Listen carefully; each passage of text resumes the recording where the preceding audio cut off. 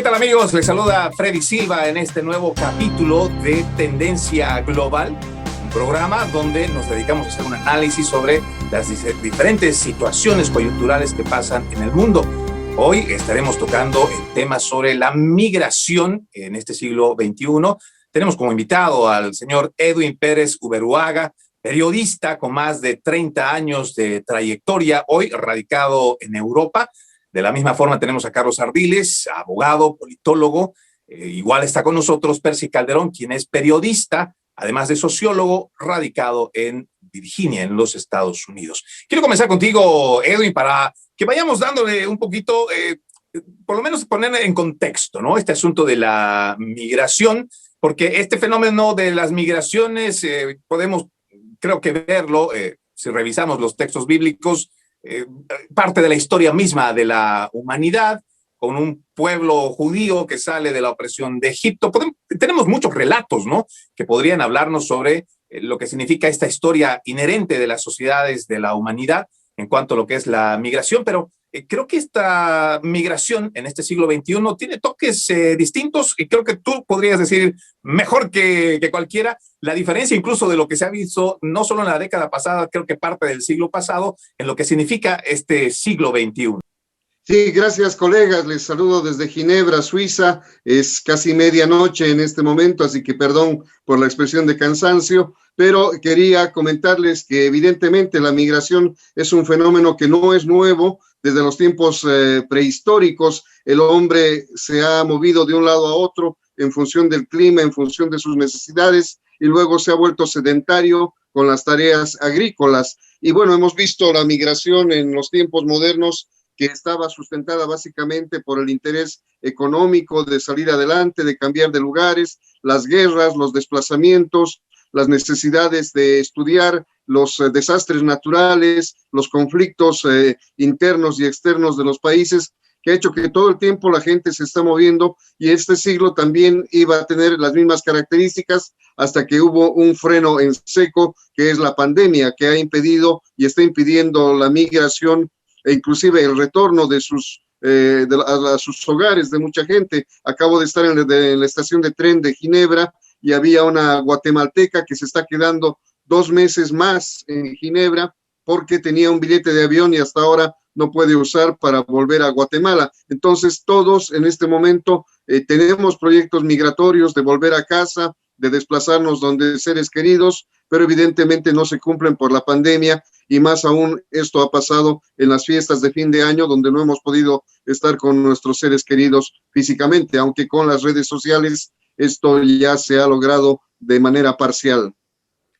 Y bueno, y también deberíamos decir que tal vez es la nueva normalidad, o en realidad una normalidad, porque esto no es natural para el ser humano, que en realidad en su esencia misma es sociable. Y voy contigo, Percy, porque más de una vez hemos manifestado durante programas anteriores que tristemente mucha de la realidad que se está viviendo hoy a consecuencia de la pandemia, pues va a ser la nueva normalidad, digámoslo así, en cuanto, por ejemplo, a la parte laboral. Muchos no van a volver a recuperar sus trabajos, o por lo menos lo que antes significaba su forma de vida, pues ya no va a retornar, o si va a volver, pues no va a ser de la misma forma. Prácticamente el impacto de esta pandemia en cuanto a las migraciones, pues casi podríamos decirlo que tiene un parecido, pero muy especial.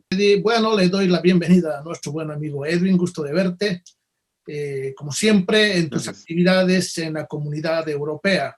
Un boliviano muy activo, comprometido con todos los inmigrantes, no solamente Bolivia, pero de Sudamérica, ¿no? Y obviamente a Carlos Ardiles en La Paz. Bueno, yéndonos ya a hablar sobre el tema. El problema de la migración es un problema muy, muy complejo. Aquí en Estados Unidos, por ejemplo, existe cerca a 11 millones de ciudadanos que viven en situación de indocumentados, o sea que no tienen los papeles regulares, los trámites correspondientes que se debían hacer al momento de ingresar a los Estados Unidos. 4.500.000 son de origen mexicano, 1.900.000 son centroamericanos, 1.450.000 son de origen asiático. el 20% vive menos de 5 años en los Estados Unidos. Entonces, esta es una crisis pues que ya no se siente, ¿no? Porque estos casi 11 millones de inmigrantes están siendo acumulados desde hace 20 años, ¿no? Que más o menos es el número de años en el que han estado agregándose poco a poco, ¿no? Y debido ahora a la pandemia, ¿no? Porque estos inmigrantes han sido refugiados por el problema de las guerras en Centroamérica y los desastres naturales, más que todo, ¿no? Hubieron terremotos, inundaciones en Centroamérica, los problemas políticos, económicos en México, entonces han causado esta inmigración. Pero ahora con el problema de la pandemia, los problemas se van a agravar exponencialmente, ¿no? Porque mucha gente pues ha perdido sus fuentes de trabajo que no van a ser recuperadas, no van a ser regenerados estos trabajos. Ya habíamos conversado en anteriores programas sobre la tecnología que está reemplazando ya a estos trabajadores. Entonces, el problema en el continente americano o sudamericano es mucho más grande porque obviamente los adelantos tecnológicos no son tan rápidos como suceden aquí en los Estados Unidos. Entonces, estas familias que van a ser desplazadas económicamente, la única alternativa es inmigrar. ¿Y dónde pueden inmigrar si los demás países vecinos tienen los mismos o mayores problemas? En Sudamérica, la realidad es diferente. Por ejemplo, si vamos a Venezuela, hasta el año pasado hay un problema de más o menos 6,5 millones de venezolanos que han salido de su país y han ido a Perú, a Colombia, a todos los países vecinos y al Caribe, ¿no? Inclusive corriendo riesgos porque han tenido que ir por el mar. Y cuando nos preguntamos, pero si Venezuela es un paraíso socialista, ¿por qué 6,5 millones no quieren vivir en su país? Entonces, pues se ha producido una crisis humanitaria, catastrófica, ¿no? Porque si en estos últimos años tanta gente se está yendo, son como 5,000 ciudadanos venezolanos que se van cada día de su país. Entonces, esto es totalmente intolerable e inaceptable. Pero yéndonos un poquito más al sur, a Bolivia, por ejemplo, y viendo la inmigración hacia la Argentina. Del 2011 al 2017 han inmigrado a la Argentina 440,000 bolivianos, 500,000. Y según las organizaciones bolivianas, más o menos calculan que hay entre 2 y 3 millones de bolivianos que viven en Argentina. Pero 500,000 en menos de 6 años te dice mucho de la salud económica y las políticas sociales que se han implementado en Bolivia en este periodo de tiempo. No estamos hablando o juzgando a ningún gobierno, a ningún gobernante, pero estamos viendo los números en forma fría y objetiva. No, y es importante hacer esta aclaración, Edwin, Percy, igual Carlos, al momento de ser objetivos. Afortunadamente aquí en los Estados Unidos, por lo menos las elecciones ya han pasado, pero este tema de inmigración fue llevado a un extremo de politizarlo de tal forma que realmente hablar de cosas objetivas o cuestionar cosas que son objetivas, pues simplemente te hacían o te señalaban automáticamente como un antiinmigrante. Con mucha tristeza, no sé si usted comparte conmigo, Percy, pero le comentamos, Edwin, por ejemplo, este joven Eduardo Verástegui, que por lo menos ha tenido, una trayectoria relativamente limpia, un joven pro vida, que simplemente decidió unirse a las filas del expresidente Donald Trump.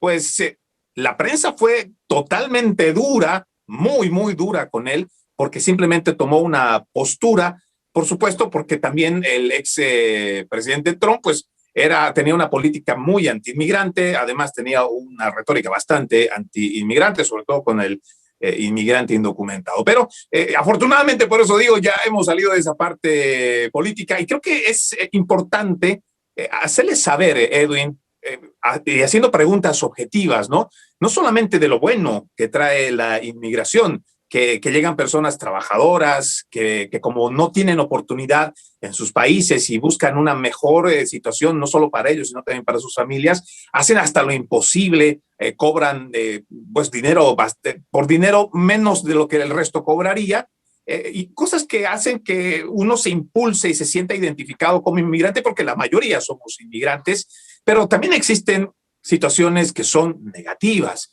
Y Edwin no nos dejará mentir, por ejemplo, y no vamos a especificar un grupo o una nacionalidad en específico, pero, por ejemplo, de los que emigran de Latinoamérica, pues algunos están ocupando las calles, algunos por una situación que no quieren, pero están ahí generando, además de caos, también están generando inseguridad, además de violencia, problemas sociales que también le traen a esas mismas comunidades a las que han ido a emigrar y otros factores. Y estoy hablando solo de la comunidad latinoamericana. Y usted no me dejará mentir, Edwin, que existe un problema mucho más grande, por ejemplo, de la comunidad musulmana.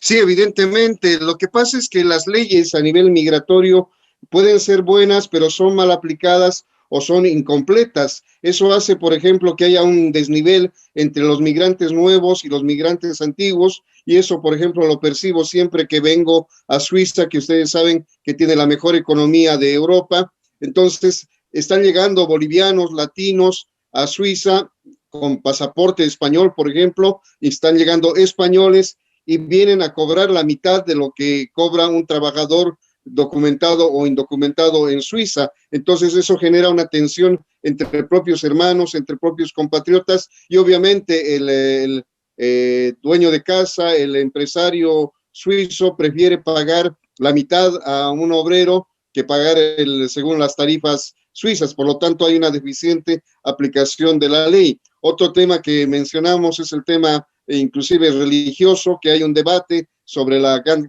cantidad de mezquitas que se están formando en Europa. Se habla de una incursión islámica en Europa a nivel religioso e ideológico, y la canciller Merkel ha dicho que justamente esa incursión es un desafío para que los creyentes, los católicos evangélicos europeos, formen una barrera de fe para que puedan fortalecerse y de esa manera contrarrestar esa influencia. Ahora, evidentemente, hay otro problema de la migración, que es el concepto que se tiene del migrante.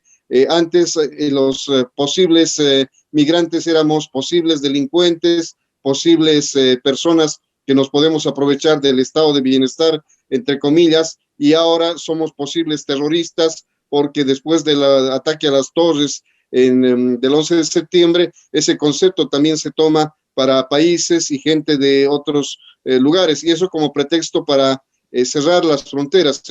Entonces, todo eso nos lleva a replantear a la necesidad de cambiar las leyes migratorias de manera que haya una mayor justicia, porque otra injusticia también es que, por ejemplo, en España, si ustedes vienen con 200,000 euros, a las pocas semanas se les da la nacionalidad española. Entonces, y si uno es obrero, trabajador, que apenas tiene 1,000 euros en el bolsillo o menos, tiene que esperar 3 años, cumplir diferentes normas. Entonces, ahí está la medición más en términos económicos que en términos de lo que es el valor de la persona. Y ni hablar de los futbolistas, eso también pasa en Bolivia y Latinoamérica, que un buen futbolista en 24 horas es nacionalizado boliviano, es invitado a jugar en la selección, es pagado 20 veces más que un jugador boliviano, y es una injusticia, porque acaba el campeonato, se va ese boliviano y nunca más se acuerda del país. O sea que por todo lado hay huecos en las leyes migratorias que generan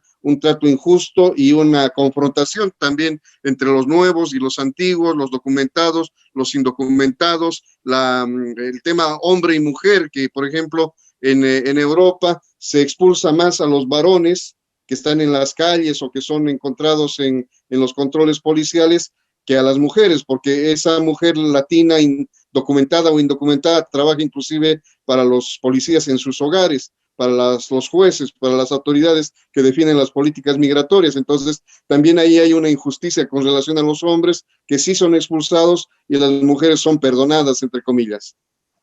No, y son temas que debemos considerar, porque realmente es eso que está pasando y que seguramente esta es una recopilación de datos que nos acaba de sintetizar de una manera excepcional, lo digo, Edwin, pues puede ser un reflejo de lo que puede pasar en nuestro continente americano, desde Canadá hasta Argentina. Y quiero citar algo y voy a ir contigo, Percy, sobre este dato que me pareció muy preocupante, pero sí me llamó mucho la atención. Y esto es un documento que ustedes lo pueden encontrar, que pertenece al Foro Económico Mundial, weforum.org, si ustedes gustan entrar, sobre las 8 predicciones precisamente del Foro Económico Mundial. Ustedes lo pueden encontrar. Y voy con la cita, según esta señora Lorna Solís, que es fundadora y directora ejecutiva de la ONG Blue Rose Compass, dice: el mundo necesita estar mejor preparado para las poblaciones en movimiento, ya que el cambio climático desplazará alrededor de 1,000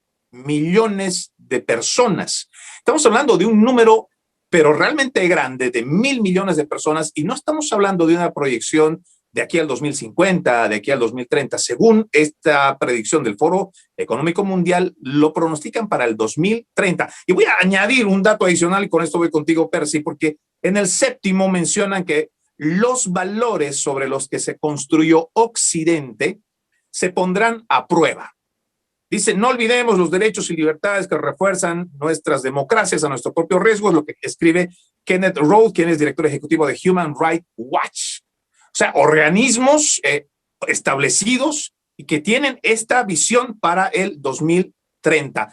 Cuando hablamos, por ejemplo, de esta semana, que el presidente Joe Biden abre por lo menos el número de refugiados de 15,000 a 125,000 por año. Entonces tenemos que preguntarnos, con todo lo que hemos escuchado de Edwin, ¿qué es lo que va a pasar no solamente con Estados Unidos, que va a recibir esta cantidad, sino también con el anuncio del Foro Económico Mundial de que 1,000 millones se van a desplazar hacia Occidente? Es un número que hay que tomarle en cuenta y hay que tomarle mucho cuidado, Percy. Evidentemente, Freddy, las predicciones son eso, ¿no? Son predicciones, son cálculos que se hacen de un probable futuro, ¿no? Son un cálculo de probabilidades. Entonces puede ocurrir como no puede ocurrir. Me acuerdo que en el siglo XV hubo un francés de apellido Nostradamus, ¿no? Que hizo muchas predicciones y pues muchos investigadores que han seguido estas predicciones muchas veces dicen, bueno, le tratan de acomodar los hechos a cómo él vio. Dicen que vio el futuro, es un viajero del futuro, como sea. Entonces, sucede algún hecho y lo tratan de conectar y dicen, bueno, ya lo había predicho Nostradamus, exactamente se está dando como él lo dijo, ¿no? Entonces, pero lo que los investigadores en esta materia de las predicciones dicen son advertencias para prepararnos a un futuro que puede ser o que no puede ser. Entonces, cuando nos advierten, pues nosotros tenemos que modificar nuestra conducta o las políticas incorrectas que están aplicando los diferentes gobiernos. El calentamiento global es un hecho científico innegable. El hecho de que se han incrementado los desastres naturales, los huracanes, por ejemplo, es un hecho que no podemos negar. Y obviamente toda la hambruna que existe por las sequías, las guerras en África, en muchas poblaciones están siendo desplazadas y están produciendo problemas, ¿no? Regionales, de movimientos de población, etcétera, etcétera. Entonces, todo esto son avisos de las cosas que pueden venir. Este foro ha hecho un estudio, obviamente, de un conjunto de hechos concretos que están sucediendo en la humanidad y han dicho, bueno, si seguimos en este curso, si seguimos maltratando la tierra y los recursos naturales, si no hay un cambio de conducta de los gobiernos o no cesan las hostilidades entre los pueblos, pues este va a ser el resultado final. Entonces, yo creo que en ese sentido debemos escuchar, debemos informarnos y los gobiernos tienen que empezar a emitir medidas que puedan contrapesar a que esto no se realice con esa fuerza, esa secuencia y esa problemática que nos está presentando estos estudios o estas predicciones que hace este grupo. Y voy a trasladarte esta misma pregunta, Edwin, porque realmente, si bien es cierto, el Foro Económico Mundial no es un órgano legítimamente elegido, por lo menos no hay un gobierno que haya, o que democráticamente haya llegado a tomar, no sé, haya asumido el hecho de decir nosotros vamos a pensar en la humanidad y nosotros por la humanidad pensamos que esto tenemos que hacer, o por lo menos les vamos a dar una receta. Por lo menos de esa parte creo que no, pero el Foro Económico Mundial sí hay que prestarle atención porque es un grupo económico muy poderoso, donde las principales firmas económicas mundiales están recibiendo contribuciones y los principales actores precisamente de esta élite pues forman parte de este grupo. Y cuando ellos anuncian que 1.000 millones de personas en el 2030 van a salir hacia Occidente, ya sea este continente o estamos hablando igual, porque Occidente, pues ellos toman en cuenta Occidente de Europa para todo el otro lado, hasta Estados Unidos. Entonces se habla de un número muy grande que, como tú lo decías, ya hoy se ve el problema en donde incluso se está tomando, se le dice a la gente que ponga en consideración este mismo desafío religioso. Y por supuesto ya hemos hablado del económico, porque también ahí vienen las tensiones, las fricciones entre aquellos incluso que son inmigrantes, que ya tienen, que se han, por así decirlo, civilizado, se han adecuado, han adoptado al nuevo país en el que están viviendo, pero entonces llega esta otra nueva camada de gente, vamos a decir, todo este grupo grande de gente que viene con otra cultura, con otra forma de ser. Entonces, es un número, y creo que es un número bastante grande y va a ser un desafío bastante grande. Al principio decía que con la pandemia se ha frenado la migración. Cuando pasen los efectos de la pandemia, que bueno, como enfermedad va a continuar, pero vamos a ver como una bomba de presión de agua, que la gente se va a desplazar a lo loco, como digamos, podemos decir de manera caótica, y eso va a ser un desafío en muchos sentidos para los mecanismos de control y supervisión. Ahora, para más adelante, para los próximos años, evidentemente hay un desplazamiento humano generado por los recursos naturales, la guerra de los recursos naturales, los conflictos territoriales, los conflictos ideológicos, la ocupación de determinados territorios y países, y también, por supuesto, la necesidad de las personas de desplazarse a donde quieran, porque es un derecho humano para muchos de ellos. Entonces, si las sociedades no están preparadas psicológicamente, tecnológicamente, a nivel logístico, a nivel de alimentos, obviamente se va a trasladar la hambruna de un lugar a hacer hambruna de otro lado, de campos de refugiados en un continente a campos de refugiados en otro continente, de la represión de un lado al otro lado. Eso sin duda no va a ser una solución, porque se supone que la migración debería tomar cauces productivos y reproductivos inclusive, porque no hay que olvidar que Europa es un continente viejo y necesita niños, sean del color que fueres. Perdón si soy de alguna manera muy directo en esto, pero necesita niños Europa para mantener su sistema de vida. Por lo tanto, ese tipo de necesidades urgentes se tienen que solucionar. Y como anécdota, yo quiero recordar una película que vi hace unos años que hablaba del deshielo en el Polo Norte y hacía que esto provocara otro tipo de fenómenos, de manera que la población de Estados Unidos iba a la frontera de México a tratar de entrar a México, que era el único lugar donde podían sobrevivir, porque ya todo estaba cubierto de nieve y de hielo. Entonces el gobierno mexicano inicialmente les prohibía la entrada y después negociaba el tema de la deuda externa, el tema de la propia migración de los mexicanos, y les abría las puertas también como un gesto de caridad que en muchos casos Estados Unidos no tiene. Por lo tanto, este mapa de migraciones de país rico, de país pobre, va a cambiar también en los próximos años. Y no olvidemos también una migración grande de europeos y norteamericanos a Latinoamérica por el tema justamente económico, por la temperatura, porque un viejo en Europa tiene una renta muy baja para Europa, pero muy buena para Sudamérica. Entonces, ese es otro tipo de migración que hay que considerar y ver si es una migración abusiva, que es descontrolada, que es caótica, o que es una migración positiva en el sentido de justamente contribuir a esa integración cultural, religiosa que todos buscamos. Y bueno, por supuesto, las personas o los grupos que promueven, ¿no?, países sin fronteras o políticas más flexibles, seguramente ven o se enfocan solamente en lo bueno que puede traer la inmigración. Pero quiero ir contigo, Carlos, porque, por ejemplo, vamos a ir a Bolivia, ¿no?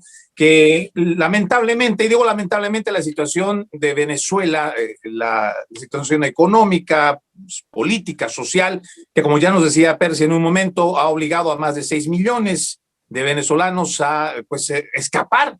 No estamos hablando de que simplemente dijeron, bueno, creo que las oportunidades están mejor. No, simplemente que incluso hay muchos que por sus vidas o por la de sus hijos, por el aspecto político o inclusive policial, militar, por cualquier otro aspecto, tuvieron que salir huyendo con lo que tenían puesto. Y muchos de esos, muchas de esas personas están en Bolivia. Entonces, y de alguna manera también representan, Carlos, pues ver a muchas de estas personas en las calles, con mucha tristeza puedo decir que un país tan rico pues tiene a personas mendigando en gran parte de Latinoamérica en las calles, están con sus hijos y pues somos, creo, Latinoamérica, países tercermundistas que somos pobres recibiendo pobres. Entonces, es una situación bastante compleja y como en algún momento ya lo dijimos al principio, pues también esto requiere afrontar políticas que se puedan adecuar. ¿Cómo puede hacer Latinoamérica? Por ejemplo, en este momento también estamos viendo que la comunidad china no solamente está ingresando por cantidades, por de a cienes, no sé si realmente la cifra va de a miles a Latinoamérica, pero yo sé que en Bolivia son de a cienes. Entonces, esto también implica que estas personas llegan y traen su cultura, como ya lo hemos dicho, y traen otros factores que podrían ser tanto beneficiosos como negativos para las sociedades. ¿Cómo se puede plantear, Carlos, una política para no generar fricciones y para tratar en lo posible tanto de ser buenos receptores, pero también establecer normas correctas de vida? Sí, un saludo para Edwin, para Percy, para ti, Freddy. Lo que tú dices es realmente algo muy importante porque se ha gestado hoy en día por este problema de la pandemia tres aspectos importantes, ¿no? No solamente el aspecto migratorio interno entre los países, sino también la inmigración y la emigración, que son aspectos que hay que considerarlos. Con lo que tú me decías a tu pregunta con relación a algunos ciudadanos venezolanos que han entrado acá a Bolivia, sí, se nota que prácticamente hay una situación extrema, ¿no? Porque ellos prácticamente vienen en una condición, no diríamos de entrar para o ser activos en el trabajo, en un aspecto de formar, diríamos, una situación laboral estable, sino que vienen con sus hijos, vienen con niños pequeños y están prácticamente pues entrando en una situación deprimente porque se dedican simplemente a limpiar parabrisas de vehículos, ¿no? A mendigar, a vender algunos dulces, pastillas, y creo que eso es lamentable, ¿no? Después de que Venezuela ha sido un país que ha tenido pues un rédito dentro de prácticamente Latinoamérica, ¿no? Dentro de uno de los países más importantes que tenía Sudamérica. Pero también tenemos que ver el aspecto de la pandemia que ha traído no solamente a algunos países como Venezuela, sino que también a nivel mundial, ¿no? Ha ocasionado una pérdida increíble de trabajos. Existe un 70% a 75% de trabajadores informales en Bolivia, no nos olvidemos, y esto gesta prácticamente que la gente viva a diario, ¿no? Y tenga trabajos mínimos. Y lo que hace es tratar de ver algunas alternativas como le da Canadá, por ejemplo, que dice que van a recibir a ciudadanos que tengan algunos aspectos importantes, que sean bachilleres, que hayan cursado, diríamos, niveles técnicos o superiores, e inclusive si tienen nivel licenciatura y que les van a dar inclusive hasta un dinero para poder tener una sociedad activa económicamente y al mismo tiempo laboralmente estable. Esto seguramente con lo que dice también Edwin, el aspecto de que se necesitan, diríamos, juventud, se necesitan niños, se necesitan jóvenes que trabajen en la tierra, que trabajen en el agro, que trabajen en las minas, que hagan prácticamente ese trabajo que ya en otros países tratan de evitarlo, ¿no? Especialmente las personas que entran a una tercera edad o que están entrando entrando entre los 40 a los 50 años. Entonces, este trabajo productivo que se llama, es el que está dando, diríamos, ciertas luces en otros países y la gente está emigrando justamente ahí. O otros que inclusive lo que quieren es tener una situación estable, ya diríamos, de un volver de los países extranjeros donde han salido y volver, diríamos, ya a los 50, 60 años para estabilizarse acá en Bolivia. Vemos que muchos, por ejemplo, ya han cumplido un ciclo de vida tanto en Estados Unidos, en Europa, en Canadá, en México, y lo que hacen es volver nuevamente a su terruño para poder estar sus últimos días, ¿no? Entonces ellos ya tienen una jubilación estable, ya han formado parte, diríamos, de tener incluso una doble nacionalidad, que esto les hace que ellos puedan entrar a una otra forma, diríamos, de encarar ya los últimos años de vida.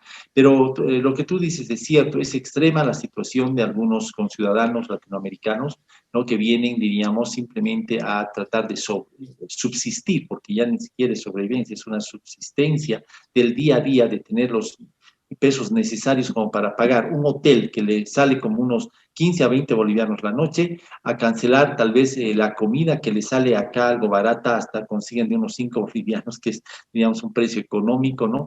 Pero lo lamentable es que vienen con niños, y estos niños no se educan, ¿no? Es un problema, están en las calles todo el día, están en el sol, ¿no? Prácticamente andan sin barbijos, ¿no? Muchos de ellos. Y entonces yo creo que esa política que tú dices que es de Estado, se tendría que ver, ¿no? De tal vez hacer de que tengan lugares de algún refugio que tal vez se les pueda dar, ¿no? Que tengan lugares, diríamos, para que puedan los niños tal vez ingresar a un pequeño hogar de niños o guarderías para cuidado de ellos, pero también vemos que la capacidad, diríamos, del gobierno es un poco extrema, porque inclusive a nuestros mismos conciudadanos no se les puede ofrecer estas condiciones, entonces mucho menos a otros, como tú dices, son 6.500 o algo de personas que están acá y que inclusive disminuyen el trabajo de los connacionales, ¿no? Al tratar ellos de buscar fuentes de trabajo. Por ejemplo, están trabajando inclusive en el transporte, diríamos, del delivery, ¿no? Que hacen con motocicletas o algo en estos trabajos que son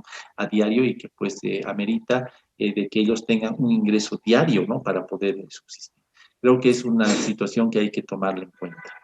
No, y lo que tú mencionas, por ejemplo, son reclamos legítimos, que lamentablemente en tiempos políticos, si alguien, por ejemplo, porque esto me ha tocado verlo mucho aquí en los Estados Unidos el año pasado, durante esta época de elecciones, pues si tú expresabas este tipo de situaciones que son objetivas, que son reales, pero además están documentadas, automáticamente te hacían señalarte como un anti-inmigrante.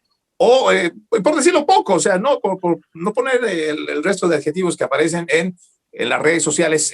Querido Edwin, yo entiendo que tú ya te tienes que ir, pero quiero ir con esta última pregunta contigo, porque estas situaciones, por ejemplo, que nos explica Carlos, las que hemos analizado igual con Percy, pues son situaciones que considero son de actualidad, son muy reales, pero dinos, por lo menos entiendo que los países europeos que gozan todavía de una cierta economía mejor que otras, pueden dar, no sé, estímulos atractivos para que vengan a reemplazar a esa población adulta mayor o que ya está mayor y que ya no puede ser parte del aparato productivo. Entonces puede hacer una oferta tentativa, seductora, para que gente joven llegue a esos países. Pero ¿qué pasa con el resto de Europa, que todavía no ha salido de una pandemia? Todavía no hemos hecho, creo que, el cálculo global de todo lo que significa el impacto económico de haber perdido los empleos, los que no se van a recuperar, la asistencia que se sigue dando para aquellos que todavía están entrando en medidas rígidas, aquellos que todavía no han salido. Pero entonces me preocupa los otros países, sobre todo aquellos que no están en ese mismo nivel económico, pero que van a afrontar el impacto de la pandemia. Entonces, ¿cómo ve o qué es lo que sus políticos estarían haciendo en estos países y claro, en el resto también de Europa para poder paliar esto de este problema migratorio? Siempre se ha mencionado el tema de la hipocresía de la migración, que como decimos, Europa necesita gente joven, necesita niños, pero no aplica políticas adecuadas, no respeta, por ejemplo, las profesiones. Tenemos muchos latinos en Europa que son profesionales en agricultura, en medicina, en derecho, economía, pero que automáticamente son encasillados para trabajar en la construcción de casas, por un lado, en los hombres, y cuidando niños en las mujeres. Por lo tanto, es un caudal de recursos humanos que se desperdicia. Por el otro lado, Europa da mucho dinero a los países extracomunitarios, a los que son expulsores, digamos, de África, de Turquía, pero de Grecia, pero eso no es suficiente o es un dinero mal utilizado, porque normalmente debería haber una política migratoria que bajo ciertos parámetros más humanos que políticos permita el ingreso de la gente, pero eso no se da y por eso provoca que gente valiosa sea expulsada y gente que no es tan necesaria penetre a los diferentes países. O sea que, como decía hace rato, son las leyes que están mal hechas o mal aplicadas y eso se refleja en el tema migratorio caótico que estamos viviendo. Ahora, en cuanto a la solución por esta pandemia que está destruyendo el empleo, evidentemente hay dos corrientes, la telemática, que todos trabajemos de una u otra manera desde casa, a través de las redes sociales, y la otra que sigue siendo la forma presencial, porque un bar necesita un camarero para trabajar, pero lamentablemente este tipo de trabajos prácticamente están desapareciendo, y no olvidemos también la cuestión de egoísmo, tanto de los norteamericanos como de los europeos, que siempre van a preferir contratar a uno de ellos, de su propia familia, de su propia ciudad o de su propio país, comparándolos con los extranjeros. Y esa soberbia que había antes, que justamente una mujer iba a trabajar europea y podía pagar a una interna, a una trabajadora, ya no hay tanto porque esa familia no tiene mucho dinero y la mujer europea tiene que volver a hacer las labores de la casa, o inclusive los hombres europeos. Por lo tanto, el extranjero que con tanta dificultad ha tratado de ingresar, de insertarse en el mercado laboral, ahora ve con mucha preocupación cómo enfrentar estos desafíos. Y una forma de enfrentarlos, ahí viene la creatividad latina, el hecho de generar alianzas, crear pequeñas empresas. Yo siempre digo que en la peor crisis me encontraba con un latino, abría el lado izquierdo de su abrigo y vendía productos de salud, abría el lado izquierdo de su abrigo o el lado derecho de su abrigo y ahí vendía productos de belleza. Eso significa que usa la imaginación para ganar dinero y no cae en la mendicidad. No he visto a mendigos latinos en las calles europeas, lo que significa que tenemos todavía mucho que dar, no nos vamos a rendir, y esta pandemia es un desafío para que todos actuemos de manera constructiva, haciendo alianzas entre nosotros como latinos y también con los europeos que nos acogen. Muchísimas gracias por tu participación, Edwin. Entendemos que tienes que retirarte. Te mandamos todas las bendiciones, esperando siempre que la revista, que es la que tú produces, la que tú llevas adelante, la que tú diriges, pues se siga distribuyendo en toda Europa. Aprovecha para también invitar a toda la gente que nos ve en este momento y hablar sobre tu revista, tanto física como virtual. Bueno, la revista habla de la migración y yo mismo soy migrante en este momento. Estoy en Suiza, estuve en Francia hace unos días, luego voy a Italia, o sea que estoy en movimiento permanente, y la revista se lee en papel y en redes sociales, en Facebook, aquí Latinos Internacional. Me pueden contactar con Facebook, Edwin Pérez Uberhuaga, y la idea es justamente que los emprendedores de Estados Unidos nos unamos con los emprendedores de Europa y Latinoamérica para que hagamos algo juntos, porque hay mucho por hacer. No hay que ser pesimistas, el mundo es grande y podemos llenarlo con ideas, con proyectos y con actividades objetivas e inmateriales también. Un gran abrazo, felicidades por el esfuerzo de todos ustedes allá en Estados Unidos y en Bolivia. Hasta pronto. Hasta pronto, querido Edwin. Gracias siempre por tu participación, por todos esos datos. Y bueno, vamos a continuar porque realmente este tema sigue siendo algo que, lo que decíamos, Percy, pues tiene mucho impacto, ¿no? Y depende también de qué lado estás de la historia, de qué lado estás, no sé si como inmigrante, no sé también del lado político, porque realmente esto también despierta muchas pasiones, o por lo menos eso es lo que hemos visto en lo que va del pasado año, donde más que enfocarnos en soluciones, pues simplemente terminamos en acusaciones que desprestigiaban uno al otro. Hoy por hoy tenemos un presidente demócrata que desde el principio ha dicho que va a abogar por 11 millones de indocumentados que van a tener el camino hacia una legalización, incluso se habla de una ciudadanía. Pero esto también ha generado conflictos, se ha generado pues contraposiciones o lo que podríamos decir fricciones, no solo políticas, ¿no? Lo que decíamos hace un momento con Edwin, reacciones de la misma comunidad inmigrante, latinoamericana también, pues que en este momento de pandemia, donde se han perdido millones de trabajos, pues también surge, ¿no? Esa situación de necesitamos también nosotros que se nos genere ese ingreso. Ahora, hay que remarcar, en honor a la verdad, que estos 11 millones de indocumentados, Percy, o creo que son más, según depende a quién se consultan estas cifras, pero estos ya viven aquí. Ya la mayoría se han adaptado, la mayoría forma parte de la comunidad, la mayoría paga sus impuestos, pero aún así es bueno y es importante mencionar de estas fricciones, Percy.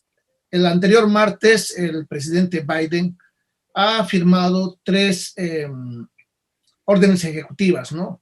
La primera se refiere a reunir a las familias que han sido separadas. Recuerden ustedes que el año pasado y el anteaño pasado hubieron grupos provenientes de Centroamérica que organizaron caravanas para llegar a los Estados Unidos. Vinieron familias íntegras con los hijos y nietos y todo eso, ¿no? Entonces, cuando fueron detenidos por los agentes de inmigración, estas familias fueron separadas porque los niños fueron puestos en centros separados de sus padres. Hasta el día de hoy, pues muchas de estas familias no han encontrado a sus seres queridos, a sus hijos, ¿no? Entonces se va a formar una comisión que haga este esfuerzo de reunir a las familias separadas. Luego se habla de reunir el sistema de asilo y para lo cual también se hace una revisión de las leyes conscientes, porque el presidente es el presidente y tiene que someterse a las leyes en vigencia de este país. No puede de la noche a la mañana decir, no me gusta esa ley, la cambio, ¿no? Por su capricho. Tiene que ir a un proceso que debe ser aprobado en el Congreso. Entonces, estos solamente son intentos de reparar algunos defectos, digamos, que se tienen en el sistema. Luego, abordar con sus socios regionales las causas de inmigración. Es decir, va a tener que tener reuniones con México, los países centroamericanos y sudamericanos, de donde provienen los grupos de inmigrantes, para ver cuáles son las causas y cuáles podrían ser las soluciones probables. Este es un trabajo monumental que ha de llevar bastante tiempo. Mientras tanto, tenemos mucha gente en el limbo. Hay algunas caravanas que, motivadas por el cambio de gobierno y falsas ilusiones que muchos políticos y mucha gente se aprovecha del momento, están viniendo a Estados Unidos. Hay una política en vigencia y ellos lamentablemente no van a poder entrar porque hay otro grupo que está antes que ellos que están esperando que sus problemas sean solucionados. Luego, aquí en Estados Unidos tenemos la situación de los soñadores, ¿no? Un gran número de indocumentados que ingresó a Estados Unidos antes de cumplir los 16 años de edad. El anterior presidente Obama implementó el programa denominado Acción Diferida para los Llegados en la Infancia, o DACA, por sus iniciales en inglés. Se ha hecho, prácticamente se ha beneficiado a unos 800,000 inmigrantes que están en esta categoría. Ellos prácticamente no conocen otro país que los Estados Unidos, no hablan otro idioma que no sea el inglés y el español medianamente, ¿no? Entonces, pues sería injusto, por ejemplo, deportar a estos jóvenes que muchos de ellos están en universidades y pueden aportar con mucho a este país. O sea, es un tema muy complicado. Bueno, perdona y te voy a interrumpir, Percy. Yo entiendo que el momento que se habla sobre esta tarea monumental, sobre entender el porqué de la migración de, sobre todo, estas caravanas, ¿no? Porque estamos enfocándonos, por ejemplo, en Centroamérica. Pero en honor a la verdad y sobre todo con datos específicos y además, pues, esto no es una situación que está pasando desde ahora. Estados Unidos, vamos a hablar, por ejemplo, solamente de El Salvador, tiene una contribución económica bastante fuerte precisamente para ayudar a este país centroamericano, El Salvador, lo repito. Más, yo recuerdo que durante la gestión del presidente Antonio Saca, pues se destinaron millones de dólares y antes de él y después de él se sigue contribuyendo con millones de dólares pero el asunto, por ejemplo, de las maras, la mara salvatrucha, la mara S, entonces muchos otros problemas sociales que deben de ser arreglados por sus gobiernos, pues hasta el día de hoy no lo han hecho, porque todavía se sigue hablando de delincuencia, de asesinatos en las calles, o lo que comúnmente el salvadoreño que vive aquí en los Estados Unidos habla, que son renteados. Esto quiere decir que pues las mismas maras, los mismos delincuentes saben que tienen familiares en los Estados Unidos y les cobran una renta mensual que sí o sí tienen que pagarles, o si no cometen daños físicos contra estos familiares. Entonces, no es un problema nuevo. La situación de que vamos a analizar o vamos a ver pues dónde está el problema. Entendemos que mucho de eso es la inseguridad, mucho de eso es la falta de oportunidades, la pobreza, pero algo que tenemos que ser puntuales en este punto, Percy, es que también estos son problemas que deben ser arreglados por sus gobiernos. Porque si bien es cierto, muchos grupos o muchas de estas caravanas, pues simplemente dicen, pues necesitamos mejores oportunidades. Y con ese requerimiento van y piden un asilo político. Pero en realidad, esos son problemas que también como comunidad deben de arreglarlo en sus países, en sus sociedades. Bueno, es mucho más cómodo para un gobierno el que, si no hay fuentes de trabajo, si no han sido generadas por la incapacidad de sus gobernantes, entonces es muy fácil decir, bueno, está bien que se vayan a Estados Unidos, ¿no? Porque de ahí nos van a llegar las remesas anuales. Porque El Salvador, por ejemplo, yo conocí hace algunos años, es un país hermoso, tiene muchos recursos, una infraestructura de carreteras increíble, envidiable. ¿Qué es lo que le falta a El Salvador? Le falta el que puedan tener personal calificado, les falta hacer una revolución verde, industrializar el área agraria, en mi opinión. Pero eso no se ha hecho porque todavía sigue en una guerra interna, no se ha podido controlar a las maras, a la delincuencia. Y obviamente no nos olvidemos que este es un tema endémico en todo el continente, la corrupción. Lamentablemente los fondos que envían los Estados Unidos pues se van diversificando hacia otros instituciones, diríamos, ¿no? El ejército, la policía, los servicios de seguridad, etcétera, etcétera. Y lo que llega para lo que hay que hacer, pues no alcanza. Entonces, en ese sentido es que El Salvador, siendo un gran país con grandes recursos económicos, se convierte en un estado, lo que llamaríamos en Estados Unidos welfare. O sea, un estado que espera y que vive de las remesas de Estados Unidos. Yo tuve experiencia con algunos salvadoreños cuando estuve haciendo mi trabajo periodístico. Ellos decían, pues yo tengo que trabajar, tengo 2 trabajos y trabajo duro para mantener a mi familia, porque no tengo a nadie en Estados Unidos que me mande una remesa. Imagínense, hemos llegado a ese punto. La economía salvadoreña se ha dolarizado, pero sin embargo, por ejemplo, ¿cuánto se paga a un trabajador de construcción? $5 al día. Y para que ustedes tengan una idea, ¿qué se puede comprar con $5? Una pupusa, que es como una empanada, como una salteña, podríamos decir, al estilo boliviano, cuesta $1. Una Coca-Cola o un jugo de frutas cuesta $1. Entonces, ¿cuánto se puede gastar en alimentación y en otras necesidades? Pues no alcanza, ¿no? Y mucha gente pues no hace el intento de hacer algo más, se quedan tranquilos y frescos esperando que sus familiares les envíen las remesas. Y me imagino que ese es el tema de los otros países centroamericanos. Es lamentable. Pero Freddy, tienes mucha razón. Las políticas de gobierno están precipitando y empujando a esta inmigración. Si no, veamos Nicaragua, por ejemplo, ¿no? No existen políticas adecuadas para poder hacer una revolución industrial, una revolución verde, que abra nuevas fuentes de trabajo y posibilite que esta gente pues no quiera irse a ninguna parte. ¿Quién quiere irse, Freddy? Al final de cuentas es tu país, es tu gente, es donde tú has vivido y quisieras seguir viviendo si tuvieras las oportunidades y los medios para poder mantener a tu familia. Entonces, de nuevo, ¿no? ¿Qué es lo que tiene que hacer el gobierno de Estados Unidos? Es muy poco lo que puede hacer, honestamente.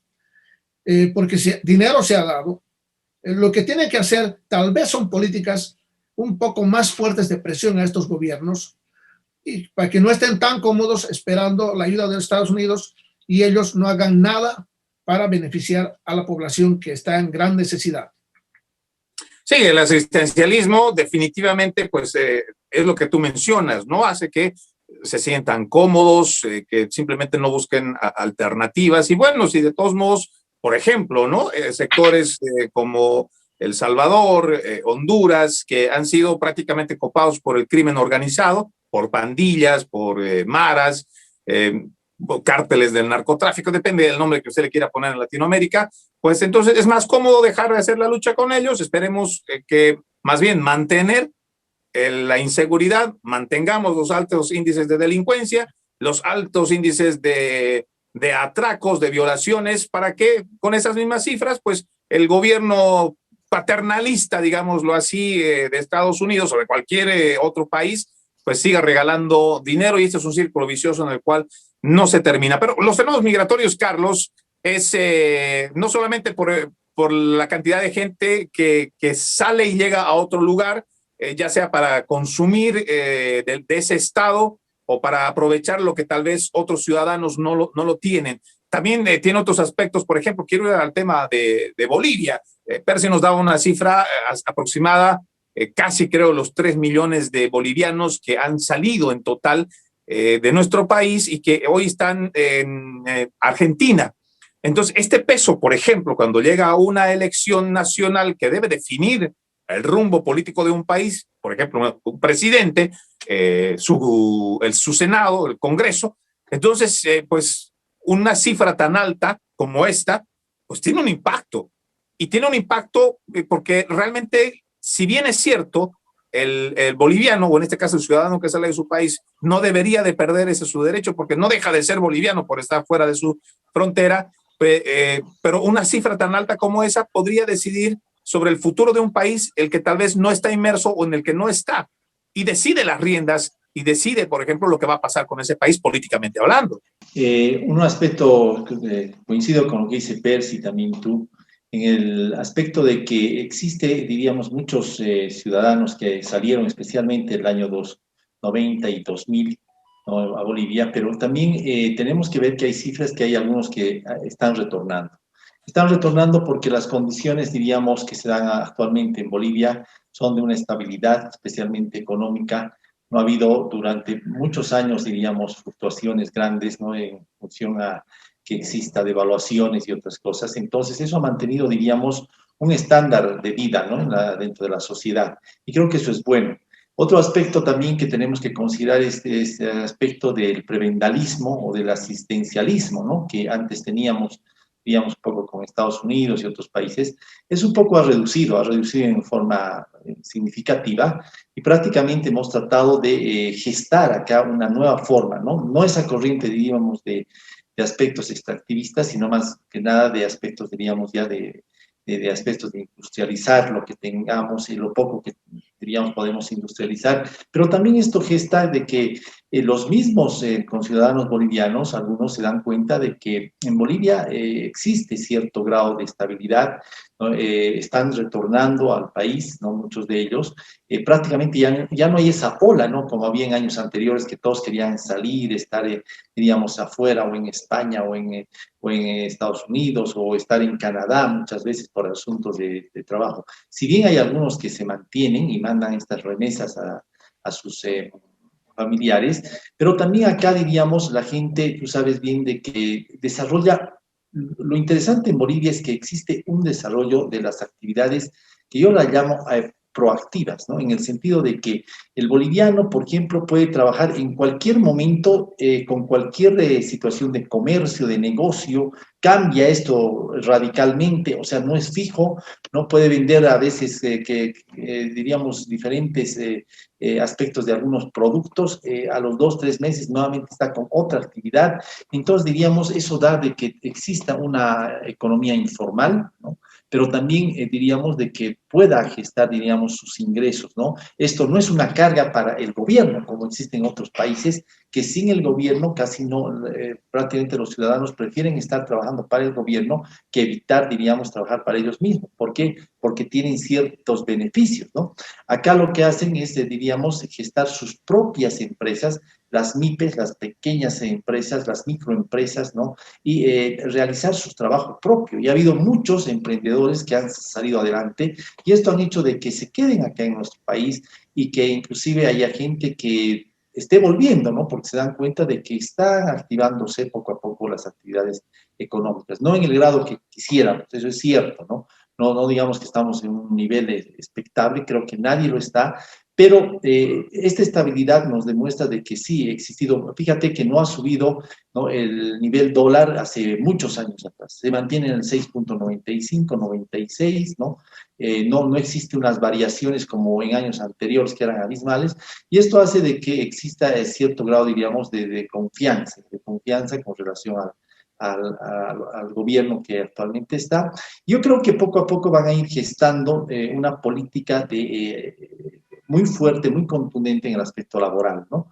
Existe, por ejemplo, mucho interés por la juventud que sale, por ejemplo, de estudiar de técnico superior, técnico medio, licenciatura, y que el gobierno quiere captar a esta gente, y también hay la intención que quieran sacar afuera para capacitarlos y volverlos a traer, porque lo que pasa acá en nuestro país, y ustedes bien conocen, es el aspecto de que no existe, diríamos, esa capacitación de afuera, que puedan ellos obtener mayores conocimientos, pero también retornar acá al país, ¿no? Muchos de ellos se han quedado afuera, ¿no? Ya no han retornado, diríamos, a cumplir esa misión importante que es la de, yo digo, replicar, ¿no?, lo que uno estudia afuera. Entonces eso hace que también prácticamente se queden pues un poco estancados proyectos, planes, programas que a veces se desarrollan.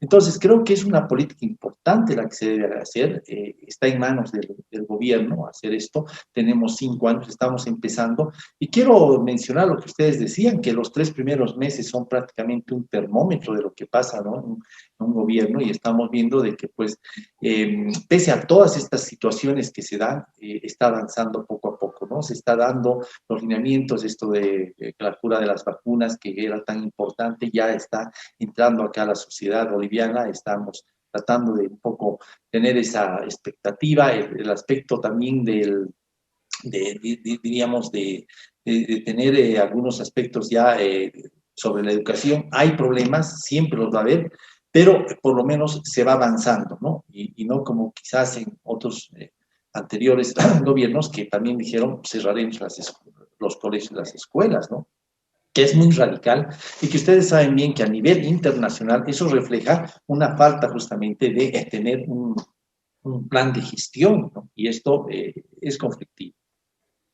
Es conflictivo. Algo que también creo que es importante resaltar es esta pandemia, de alguna manera, esa versión, digamos, ¿no?, de jóvenes millennials, no tan millennials, de que son ciudadanos del mundo, de que pues amo viajar, pues creo que ha reducido y de gran manera. Y el fenómeno que tú mencionas, Carlos, sobre el hecho de que están regresando al país, ya sea por una estabilidad o porque simplemente están forzados por la falta de empleo en otros lugares, tal el caso, por ejemplo, en Argentina. Creo que es una de las situaciones más complicadas que va a sufrir, y creo no equivocarme en lo que va de esta década. Va a ser una de las situaciones económicas más difíciles que va a afrontar Argentina. Tiene no quiero quedar mal con el descenso del PIB, del Producto Interno Bruto, de su caída, pero es una de las más estrepitosas que tiene este país. Sin duda eso va a obligar a más de un boliviano a retornar al país. Entonces, son tantos aspectos que realmente podríamos hablar en cuanto al tema migratorio a nivel mundial, que nos faltaría muchas horas, pero ya nuestro tiempo ha culminado. Quiero agradecer a Edwin Pérez Uberhuaga, periodista boliviano radicado en Europa, que estuvo con nosotros. De igual forma a Carlos Ardiles, abogado, politólogo, catedrático de la universidad, lo mismo que Percy Calderón, periodista, además de sociólogo radicado en los Estados Unidos. Les agradezco muchísimo que hayamos estado en esta nueva cita de Tendencia Global hablando sobre este tema, y el compromiso, pues, reencontrarnos en la próxima edición hablando sobre otro tema coyuntural, por supuesto, de interés mundial. Tengan todos muy buenos días, muy buenas tardes, muy buenas noches. Soy Freddy Silva. Hasta la próxima.